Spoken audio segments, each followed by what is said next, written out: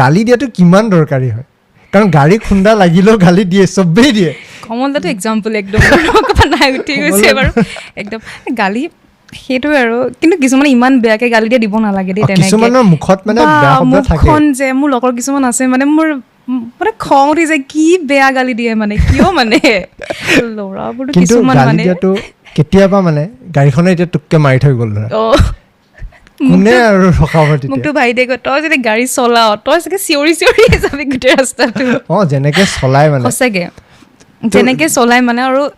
মানে কিছুমানে বাইক চলাই যে এনেকে যায় বা এনেকে ধৰি লয় হেণ্ডেলডাল নিজেওতো মৰিব বেলেগক মাৰিব চবকে মাৰিব আপোনাৰ কাৰণে গালি দিয়াটো মানে